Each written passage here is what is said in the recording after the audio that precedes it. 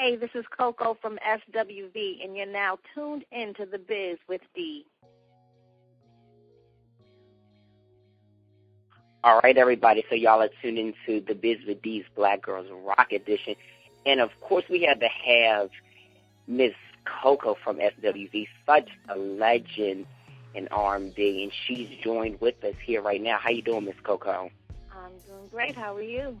I'm great. Thank you so much for coming on the show this evening. It is greatly appreciated to all of us. No problem. Well, I just wanted to say that I just absolutely love your voice and stuff like that. And, you know, you yourself have inspired me as a singer to, you know, to want to drive force and to keep it going. Aw. So you sing? Yep, I sure do. Oh, that's good. Okay. I was going to sing Weak to you, but I'll do that on another day. I was so serious. Okay. So serious. So you're known for being the lead member of SWV. Just let me ask you, like, when you ladies first got together as a group, you know, what was the overall, you know, feeling for you? When we first got together? Yes. The label had an idea, well, the A&R of RCA at the time, he wanted a female version of Guy. So for him, I was his Aaron Hall, you know, and it was funny because I would try to mimic Aaron, you know, because Aaron's voice was just so smooth like butter. So, you know, I would try to do certain little things that Aaron would do, and he had the idea, you know, and it fit. He never wanted to compare us to other girl groups. He always put us up against other male groups. So it was cool. It worked out because we were huge fans of Guy anyway. Absolutely. And let me tell you, my personal favorite from you guys is Weak and Rain. Those are two of my favorites. You know, when it came to recording those songs in the studio, how was the process for both songs, you would say? For what? For Weak and Rain. Weak was the first record, so, you know, I was fairly young and didn't really want to sing it because, you know, I'm from the church, so singing in church, singing hard and, like, vibrato and all of that. But, you know, when you come into R&B, you have to learn how to tame all of that. So I was just learning how to control my voice and to tame it and not sing so hard, and I just didn't want to do it. But, you know, it turned into a hit. It's one of our biggest songs to date. So, you know, I'm grateful to Brian Morgan just for coaching me and showing me how to do it. And funny you mentioned Rain, he also wrote and produced Rain as well. And that was another just smooth, laid-back R&B song. And so by that time, I had already, you know, kind of figured it out. So it was pretty easy doing Rain. So when I first heard that, I was like, yeah, it's a hit. Let's do it. Yeah, and when I heard, I was like, this song is going to be such a hit. Like, I was young hearing this song, so you can only imagine how young I am. You sound young. I'm only 19. It's not that young. Yeah, you sound young. But that's all cool, though. That's all cool. I ain't going to front. But I wanted to also ask you, have you heard JoJo's version of Weak out of curiosity? I was there when she recorded it. She did a great job. Absolutely. I love it, and I just thought to ask you, you know, because it was, she sung it very well. I was there when I was in the studio with her.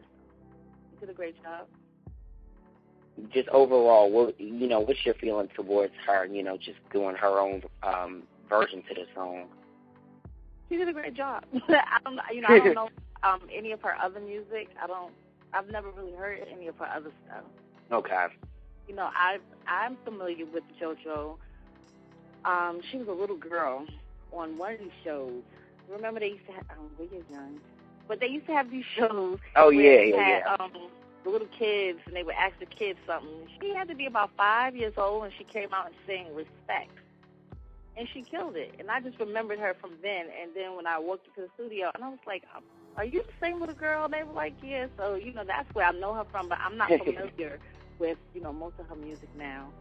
Right, yeah. That's totally understandable. She's doing more so like the pop and stuff like that. But okay. But she has she has a soulful voice. Yes. Now, if you close your eyes and you listen to her, you can't tell that she's a white girl. You can't. She's got soul. There's some that you can listen and you go, okay, she's white, but not with JoJo. She has a lot of soul. She's had that since she was like that little girl. Right.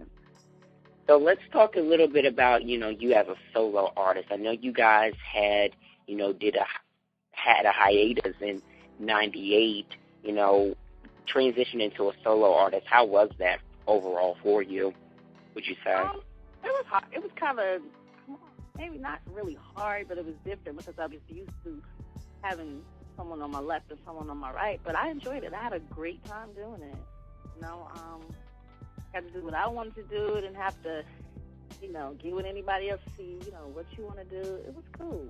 I like both, being with the group, but then I also like doing my own thing as well. Right.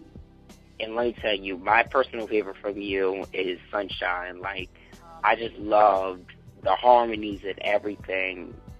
Like, your runs were like everything. I was like, yes. Thank you.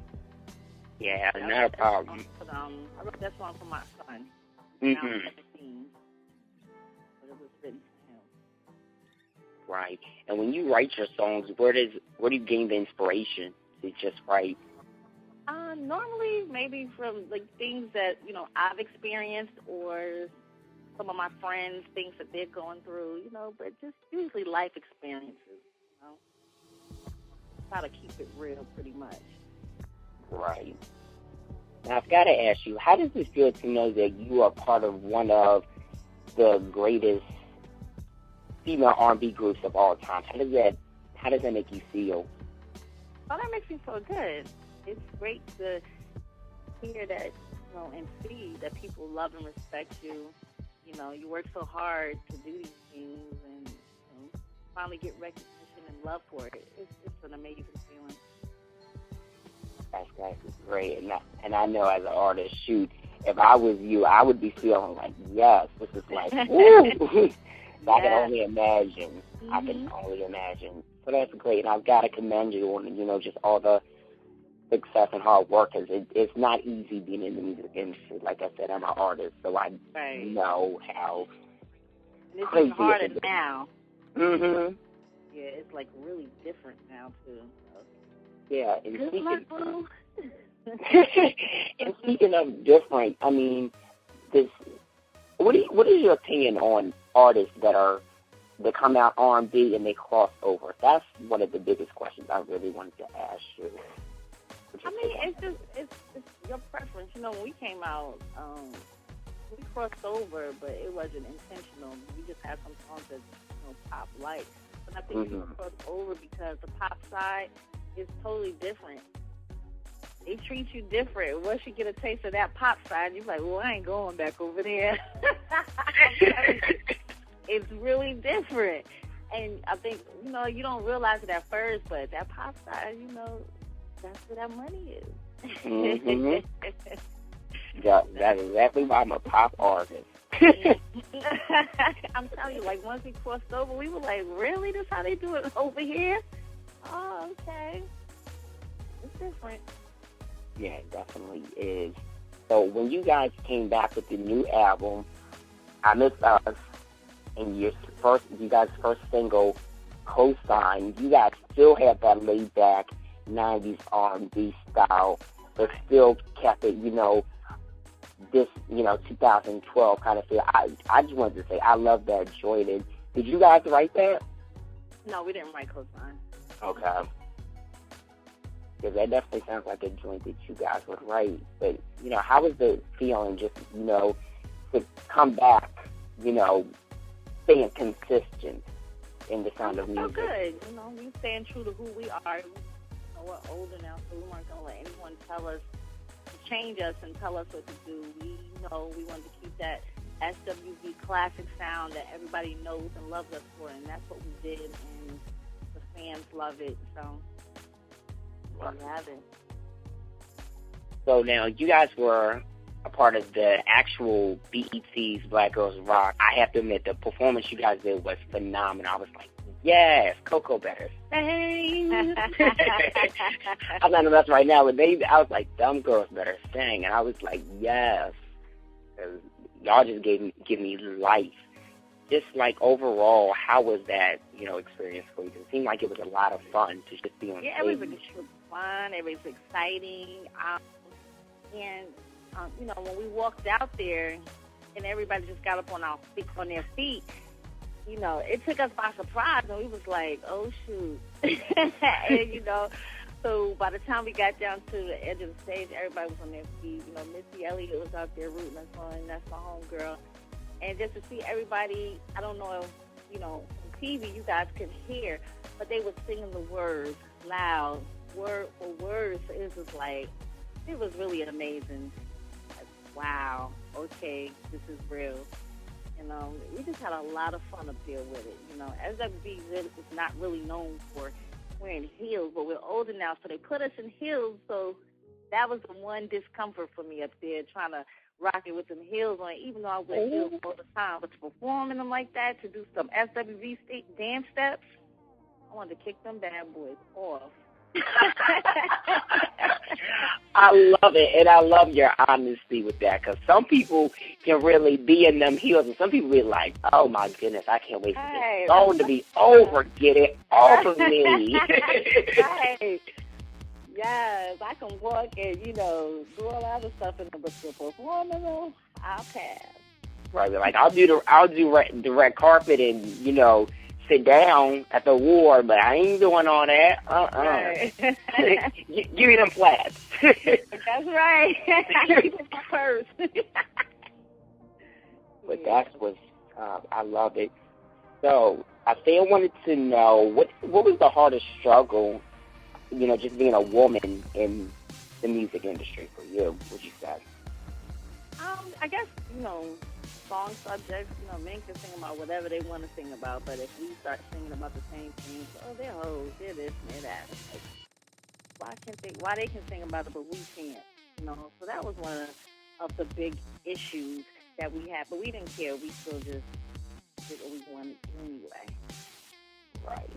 Now, you guys have toured all over the world. What is one place that you guys have not toured that you would love for you guys to go and perform at? Oh. They want to go to Australia. I'm not interested because the flight is just way too long. Mm-hmm. But, that's one place I'm curious. I want to go, but that flight is just like, I don't know. And I hear it's beautiful, but I don't know. I have to get over that flight. It just doesn't fit well with my spirit right now. So I think you're not really into the flying too much. I don't mind flying, but I have my limits on how long I'm up there. That's my issue. I get it. Yeah.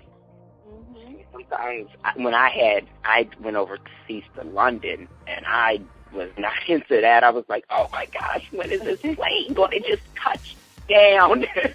And see, that's short for me, so I'm cool with London, but you got to go to like Australia. It's like, ooh. Mm-mm. Yeah, you're going to need a coat and everything.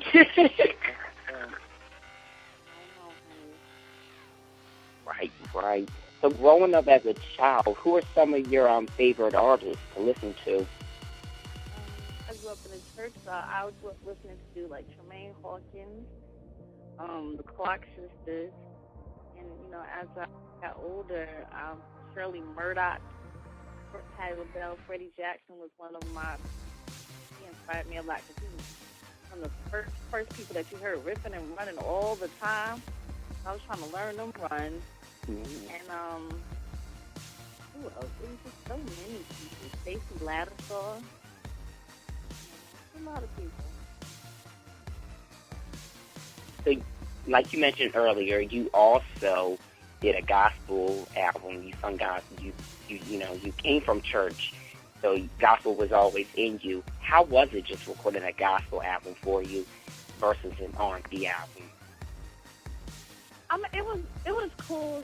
In gospel, you really got to sing, so all that soft singing and talking, whatever. But, you got to really sing. But, I never left the church. I was still in church all the while I was with SWV, so it was cool, It wasn't like something foreign to me. I never stayed away from the church like that, so was cool. Right. It was and easy. No, what were you going to say? Say it again? No, I was just asking you, what were you about to say? Oh, no, nothing. Oh. So what definitely from the gospel albums that you did was that one record that you're like, I just love how I sang this song. This was just woo for me. My gospel songs? Yeah. I think one of my favorite gospel songs that I've done is a hymn medley that I did. I just really like that, my hymn medley, and I did a remake of one of Tremaine Hawkins' songs, "Look at Me." That's one of my favorites. I grew up singing that song in church. Those two are my favorites. Yeah, that was definitely one of my favorites as well. So I was like, once again, Coco is giving me life. Thank you. Not a problem. So let's see. I got some singing questions. I'm just trying to find the right one. Okay, so this question comes from Jess, and she wants to know, what just keeps you overall motivated? Say that one more time. The question is from Jess, and she wants to know what keeps you motivated. My children, my family, and the fans. When the fans show that they want more, I got more to give, So I'm just motivated about, my fans, my family, and just life. Right. So what can we expect from SWV in the new year, 2013? More music. We're working on a reality show. Ooh. You're going to see more of us. A lot more. That's nice. I would have never thought that you guys would be doing a reality television show. I think that is going to be great because we've never seen, the behind the scenes with you ladies, and I think that's just going to really give people insight to what they don't see with a group, because not that many groups, for one, do reality television shows. It's always, okay, a solo artist doing it. So this is going to be something that is going to be totally great. And I'm looking very so much forward to it. Yeah, you get to see each one of our personalities, who's who and what's what, and just how we have fun. It won't be anything ratchet or anything like that. But, we're not angels by any means, so you will see some craziness, but it's not going to be anything crazy because, like I said, I have school-age children, and I'm not going to do anything to embarrass my children. Right. Of course not. So if you had to describe just your music in 3 words, this is another question for somebody in the chat room, what would you say those 3 words would be? Classic, soulful, and I don't know, beautiful.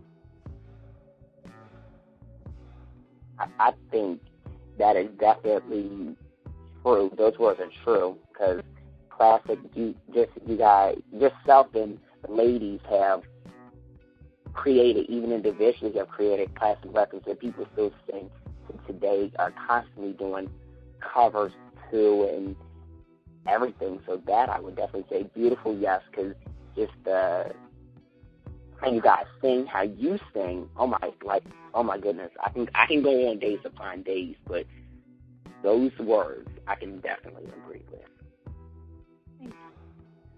So I gotta ask you, have you guys ever thought about maybe doing like a collaboration with maybe Jay-Z? I've done the collaboration with Jay-Z before, some years ago. Jay-Z, myself, and John B. of the Have Plenty soundtrack. Right. Yeah, I do remember that song. Yeah. And how was it working with him? We weren't in the studio together. Okay.